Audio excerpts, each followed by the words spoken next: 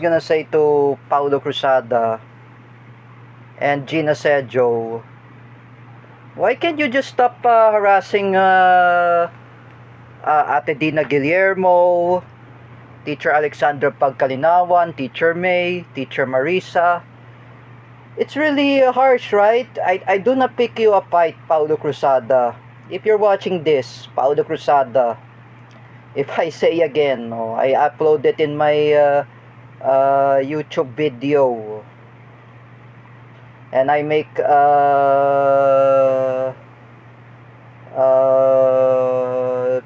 videos like whatsoever. Paulo Cruzada, don't do that to Ate Dina. Ate Dina, anyway, she has no family. Paulo Cruzada. Oh, I know, right? She has no family. Her family, her parents, I just want to mention, they already dead. Oh, is this what you like, Paulo Cruzada? To harass Ate Dina? To harass Teacher Alex in the first place? I just want to hear something, all the suggestion. Paulo Cruzada, we are special. If you harass Ate Dina Guillermo and Teacher Alex, Paulo Cruzada, I am calling out with the parents of Paulo Cruzada. Discipline him. Oh, I'm just saying. It's really harsh to say, why did you do that to Ate Dina?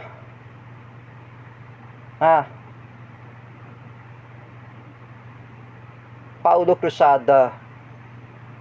Ate Dina is already retired. She's already senior citizen.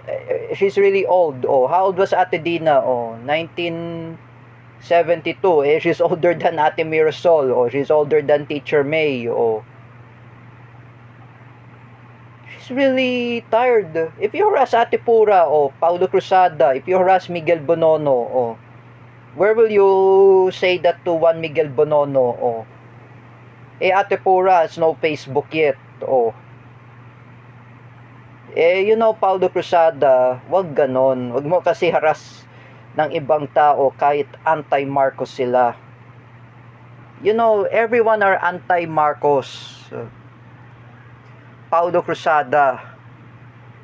First of all, you and Gina Sejo, you attack Jerick Silva. Jerick asked me in the first place, what is really happening? Jerick said to me, Paulo Cruzada, stop harassing Ate Dina and Teacher Alex. Even you, Gina Sejo, you're a friend of Teacher May. You're still harassing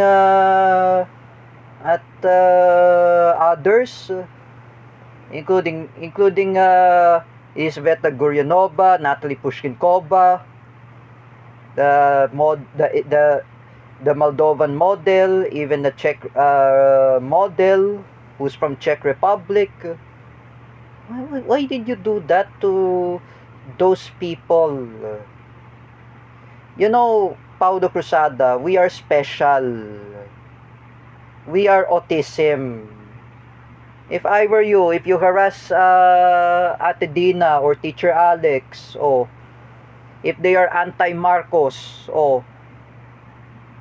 there is reflection at you, Paulo Cruzada. Even you, Gina Sejo, or Teacher Jean Asejo Jean, I mentioned her name, don't do that. If you add Ate Rona, if I ask Ate Rona, Ate Rona says to me, if Paulo Cruzada needs to learn a lesson in social media, wag na siya gumawa ng group chat or don't create group chat. Simple. For you, Paulo Cruzada, don't create randomly group chat. You add my relatives, you add um, the you add one of my good friend, Natalie Pishkankova. You add her in chat groups, in group chat. Oh, even my relative Nanay Ningning. Oh, I was asked Nanay Ningning, who's Paulo Cruzada? Oh, I asked her, eh, he's a friend of Buddy Castro. Oh, or he's a classmate of Buddy Castro or schoolmate. Oh, when he was in the class of Teacher May. I know, right? You know, Paulo Cruzada, don't do that to Ate Dina and Teacher Alex. You know, for both of you, Gina Sejo and Paulo Cruzada, don't do that to Gina Se. Don't do that to Ate Dina. Oh, because you know you will get you in trouble. Oh, that's always. Like me, when I use social media, I never want to pick a fight in or debate or picking a big fight. You know, for Paulo Cruzada, can you just stop harassing Ate Dina and Teacher Alex? I've been reconciled with Teacher Alex and Ate Dina thanks to Kuya Bear. Oh, Kuya Bear had contact with Ate Dina and Teacher Alex. He messaged them, not my dad. Oh, it's Kuya Bear. Kuya Bear says, I will message them if I have to. And then I said to Kuya Bear, tell Ate Dina or Teacher Alex, I will never make fake account in Facebook. I apologize to them sincerely. It will never happen again. Oh, it will never do that again. Oh, that's always. Can you just, what is your problem, Mr. Paulo Cruzada? And and and mostly Gina Sejo, Teacher Jean. Oh, you know Gina Sejo, Teacher May has already unfriended you in Facebook. Even Teacher Marisa had unfriended you in Facebook. Oh, why? You're still continue attacking. Teacher Riza unfriended you in Facebook. Buddy Castro. Oh, even Charmaine Aloyan. Oh, Paison Fernandez, my friend there. I do not know who's Paison eh.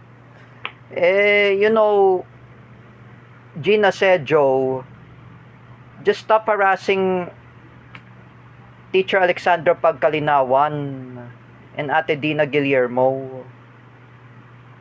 This is too much harsh. You create a fake account to create a political affiliation.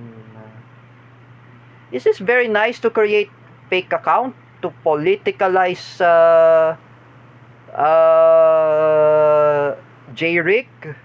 And you're saying about the J-Rick Silva, pangit ang what's that? A girlfriend mo? It's really too much harsh. What I'm saying. Oh.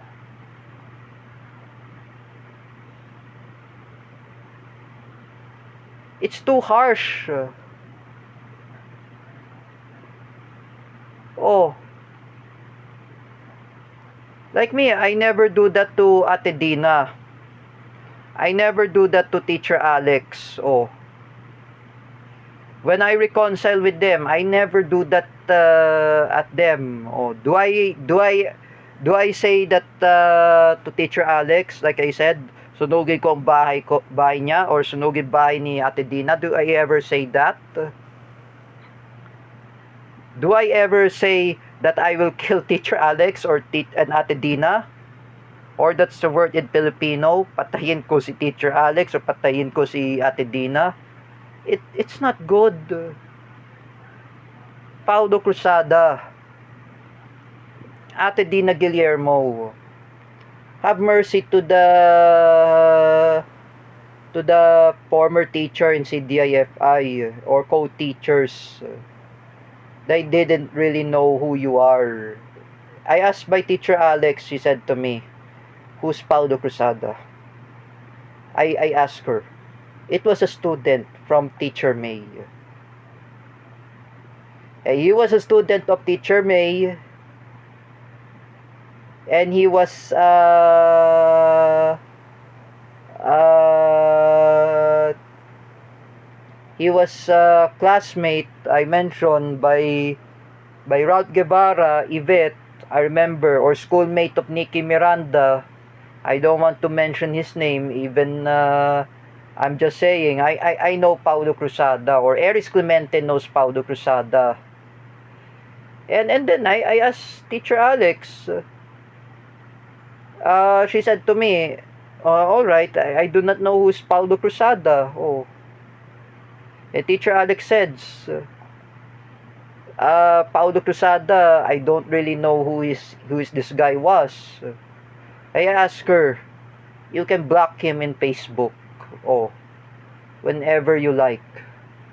You know Paulo Cruzada? Stop harassing Ate Dina and Teacher Alex. I already stopped bullying Teacher Alex or Ate Dina. I already stopped bullying a Teacher May. Oh. What did I do? I've been talking with Kuya Bear. Oh, Kuya Bear lectured me how to use social media. It's not my parents. It's not Teacher May also. It's up to Kuya Bear. Oh. Kuya Bear had contact with Teacher May. Oh. He knows how to use social media etiquette. Oh. How to use platform in Facebook. Or not to start cyberbullying.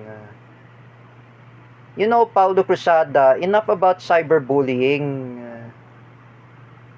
Oh, you don't really know how to use social media etiquette? Me and Jude Goles and Jens Manaid, we already discussed that. Even Nicolas Sabino, Yvette, oh, there was Lawrence Villawan, was there. Oh, we discussed that social media etiquette. When I was there in Teacher May's class in CDIFI, oh, we already discussed that. Oh, why was Teacher May said so? How to use social media, how to use Facebook. Oh, you're not listening. Paulo Cruzada, you continue attacking at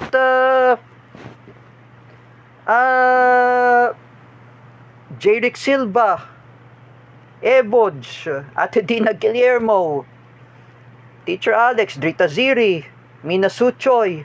Next is Natalie Pushkin-Koba, my friend. Even Isabeta Kuznetsova. That was the batch of Michelle D. in Miss World 2019. And the batch of Joy Barcoma. Son of a bitch, Paulo Cruzada. You do not know what you're talking about.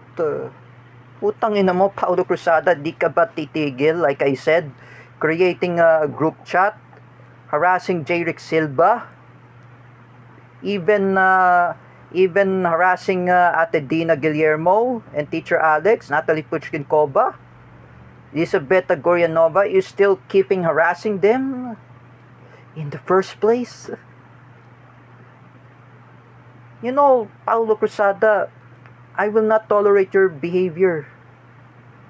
Even what you're saying about Marcos, you're just like Kuya Copio. You're randomly saying about you like Bongbong Marcos. Oh, you're saying about you love ISIS. Diyos ko, Paulo Cruzada. Wag ka ganon, like you still attacking other people who were anti-Marcos. They have their own opinion, Paulo Cruzada. When I was told by Kuya Bear, everyone have their own opinion.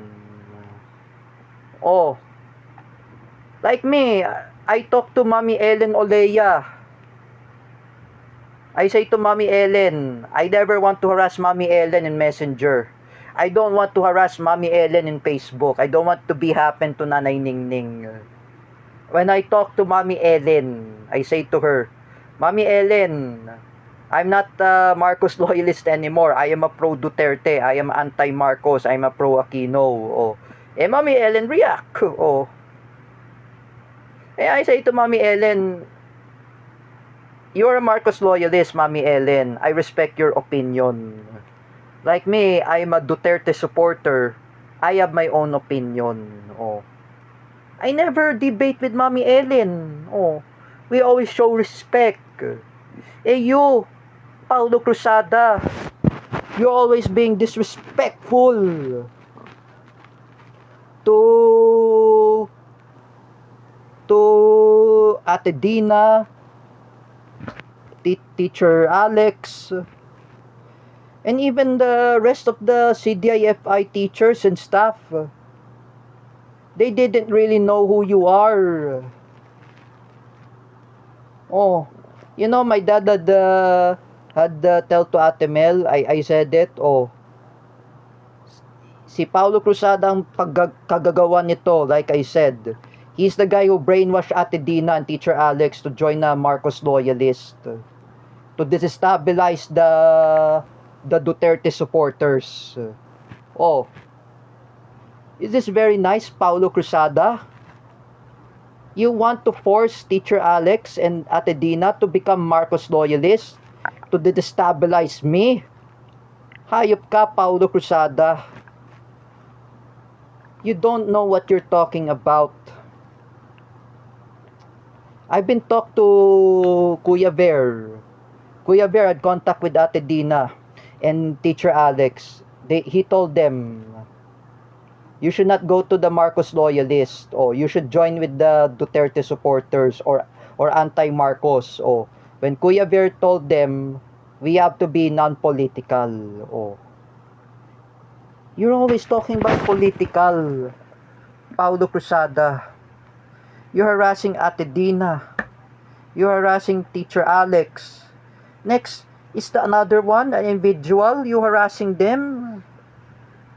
What kind of person are you, Paulo Cruzada? If you add Ate Mel Canete in group chat, Paulo Cruzada, lagot ka. Oh, you know that.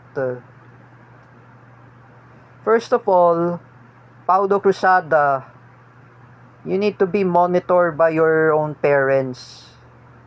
Dapat itong kupal na yan, like I said, bantayan niya lang yung magulang niya, like I said. You know, he doesn't know what he's doing. Eh, according by his mother, Mrs. Marion Cruzada, when she chatted Shania Kiana in the first place, eh, Paulo Cruzada is a special. He's really special. And the mother of Paulo Cruzada said, I know I met him in CDIFI. Oh, it's not really good, Paulo Cruzada, to harass Ate Dina and Teacher Alex. Don't threaten to hostage them. Have mercy to the person. And now you see, Paulo Cruzada, I upload my screenshot and I upload it in my YouTube. Oh, eh, Ate Dina will watch my YouTube video. Oh, pag nakita to ni Ate Dina, like I said to you, Paulo Cruzada, nako, makukulong ka, Paulo Cruzada. You're saying about against Ate Dina, oh, eh, you're saying that Ate Dina Guillermo, that she is a puppet of Duterte. Oh, she is anti-Marcos. Eh, how come if Ate Dina is anti-Marcos? How come if Ate Dina Guillermo is a pro-Duterte? Oh,